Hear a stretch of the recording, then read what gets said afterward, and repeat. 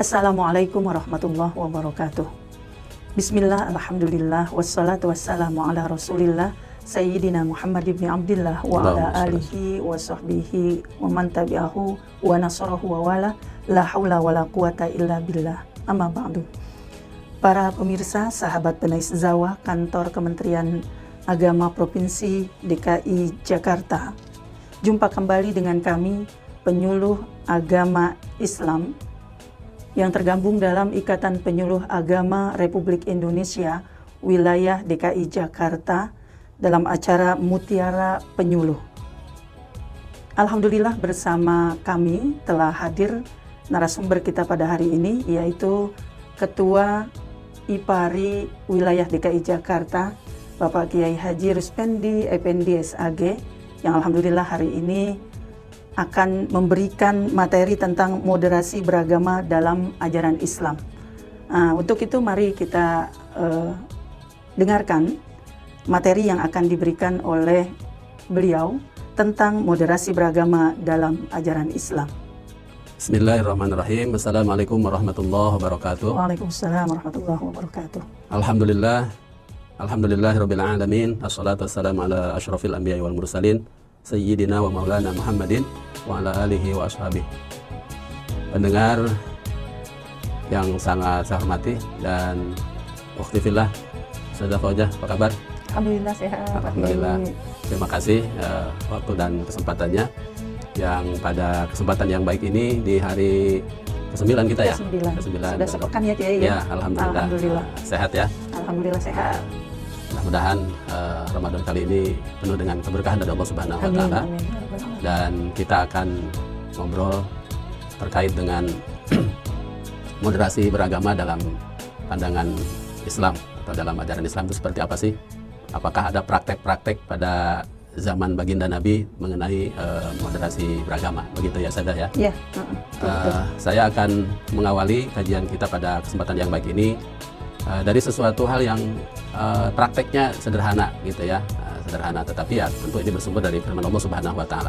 Bahkan perintah Allah Subhanahu wa Ta'ala secara langsung di dalam Al-Qur'an surah Al-A'raf surat ke-7 ayat 31 ya, di bagian akhir ayat itu Allah Subhanahu wa Ta'ala memerintahkan dan sekaligus nanti ada larangannya. A'udzubillahi minasyaitonirrajim. Kulu washrabu wala tusrifu. Innallaha la yuhibbul musrifin. Makanlah dan minumlah, tapi kata Allah jangan berlebihan. Wala tusrifu. Israf ya. Jadi israf itu dalam urusan makan saja dilarang oleh Allah Subhanahu wa Ta'ala. Bahkan Allah Subhanahu wa Ta'ala tegaskan innallaha la yuhibbul musrifin. Sesungguhnya Allah sama sekali tidak suka dengan sikap berlebihan. Gitu ya, Masya Allah. Saya berangkat dari hal yang prakteknya sederhana. Kenapa? Karena bagian dari kehidupan kita sehari-hari kan. Ya. Makan, minum itu suatu hal yang menurut para ulama, bahkan walaupun ini menggunakan fi'lul amr ya, kata perintah yang dalam kaidah ushul fikih kan sebetulnya al-aslu fil amri lil wujub. Asal perintah itu sebetulnya memberikan makna wajib. Tetapi dalam hal ini para ulama sepakat kalau makan dan minum itu dalam keadaan normal hukumnya kan ibahah saja, boleh saja, tidak sampai wajib. Kecuali dalam keadaan darurat gitu ya, orang udah lapar padahal makanan ada, kalau sampai mati kan jadi haram hukumnya. Jadi di situ perintah makan jadi wajib. Tapi dalam kondisi normal makan itu hukumnya ibahah saja, boleh, jadi tidak sampai wajib. Nah, dalam urusan hal ini saja Allah Subhanahu wa Ta'ala mengingatkan kita agar jangan sampai berlebihan. Nah, jadi kajian kita dalam kesempatan yang baik ini terkait dengan cara beragama. Jadi kalau ada istilah moderasi beragama itu bukan moderasi agama, itu saja ya. Karena agamanya udah absolut, udah mutlak, kebenaran yang bersumber dari Allah Subhanahu wa Ta'ala. Yang kita kaji itu adalah cara beragamanya, mempraktekkan agamanya, gitu, bukan agamanya. Jadi pendengar yang dirahmati Allah Subhanahu wa Ta'ala atau pemirsa yang dirahmati Allah, kalau istilah moderasi beragama itu jangan kemudian salah tafsir. Bukan memoderasi agamanya, tetapi cara kita beragama.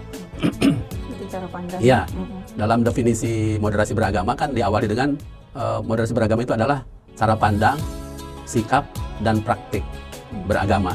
Bukan agamanya tapi beragama. Itu mempraktekkan agama. Itu yang harus moderat ya. Jangan berlebihan. Tadi misalnya di dalam urusan makan saja. Nah, kemudian yang banyak dikutip itu kan terkait dengan moderasi itu, kalau padanannya di dalam bahasa Arab itu kan ada wasatiyah ya. Itu dari Al-Quran surah Al-Baqarah ayat 143, mudah-mudahan nggak salah. a'udzubillahi minasyaitonirrajim wa kadzalika ja'alnakum ummatan wasata gitu ya. Demikianlah aku jadikan kalian itu sebagai umat yang moderat, umat yang pertengahan. Jadi padanannya dalam bahasa Arab moderat itu artinya wasatiyah, ya, atau tawazun atau ta'adul gitu ya. Saya baca di dalam kitab Ibnu Katsir, beliau lebih cenderung memahami wasatiyah tadi dalam ayat 143 Al-Baqarah tadi itu adilan, adil, berlaku adil, tidak berlebihan gitu ya. Nah, jadi dalam hal ini yang perlu penekanan betul ya terkait dengan moderasi beragama ini adalah cara beragama, bukan agamanya yang dimoderatkan, karena agama itu kebenaran yang mutlak yang tidak bisa diganggu gugat ya, tapi cara kita beragama. Nah, ada hal yang menarik dalam praktek pada zaman Rasulullah SAW, beberapa kasus yang mudah-mudahan ini menjadi referensi kita.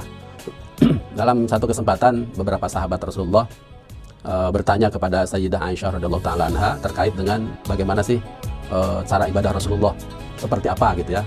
Kemudian Sayyidah Aisyah menjelaskan betapa hebatnya Rasulullah beribadah, padahal Rasulullah sudah dijamin masuk surga, kan begitu ya. Andai pun beliau berbuat salah sudah dijamin akan diampuni kesalahannya, tetapi ternyata Masya Allah beribadahnya Rasulullah itu luar biasa ya.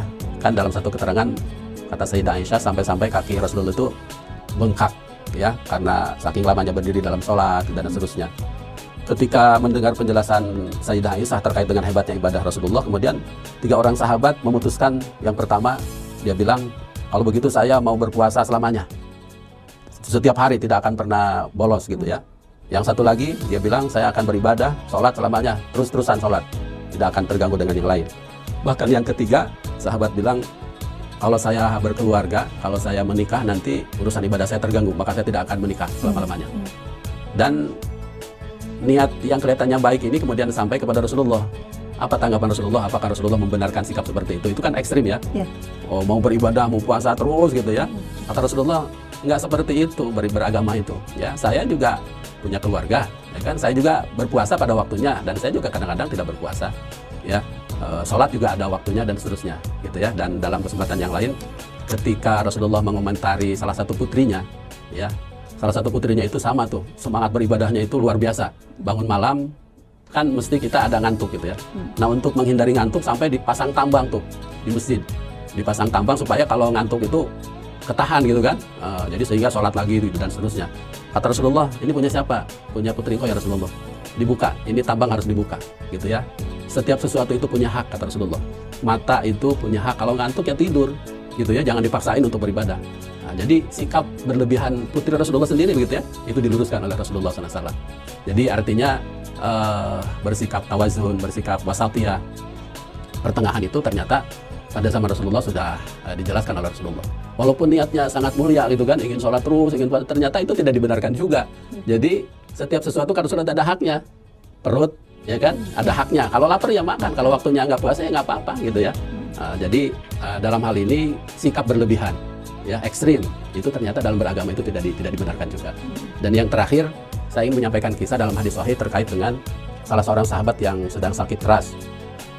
Rasulullah dengan para sahabatnya menjenguk, dan kemudian orang yang sakit ini menyampaikan, ya Rasulullah, seperti yang Anda lihat saya sedang sakit keras dan saya dititipkan banyak harta, tetapi saya tidak punya keturunan ahli waris kecuali hanya satu anak perempuan saya. Kira-kira boleh nggak saya mau berinfak dengan 2/3 harta saya?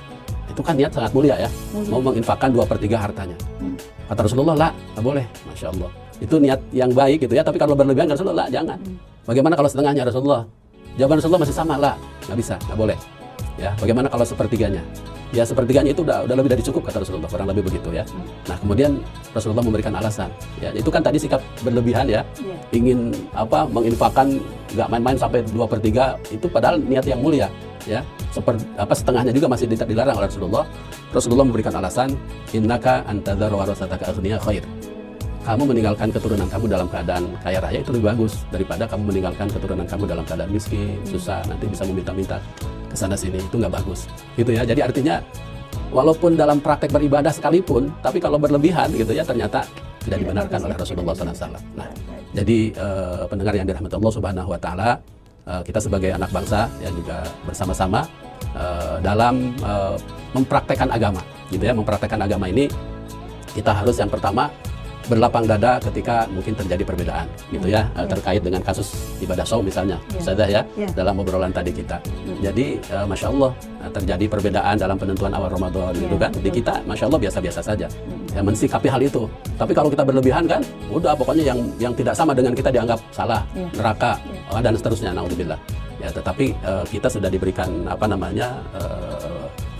bimbingan oleh para ulama kita begitu ya, terkait dengan hal-hal tertentu dalam mensikapi perbedaan juga kita harus berlapang dada. Dan kemudian tadi sikap wasatiyah, tidak berlebihan, termasuk dalam beragama itu juga harus kita kedepankan ya. Barangkali itu apa yang bisa saya sampaikan, mudah-mudahan bermanfaat. Mohon maaf bila ada kata yang kurang berkenan. Saya kembalikan kepada Ustazah Fauzah. Terima kasih. Alhamdulillahirrahmanirrahim. Sudah kita dengarkan panjang lebar tentang moderasi beragama dalam ajaran Islam. Disinggung pula dengan ajaran Islam tentang moderasi di saat Ramadan ya kali ini ya Ustaz ya. Ini luar biasa. Di dalam ibadah Ramadan ini banyak sekali kita temukan ya moderasi beragama, baik yang dalam satu pandangan atau satu agama di Islam, cuma beda aliran gitu ya, seperti tadi tuh yang beda pendapat ya. Yang contohkan itu kayak jumlah rakaat tarawih termasuk ya di dalamnya ya.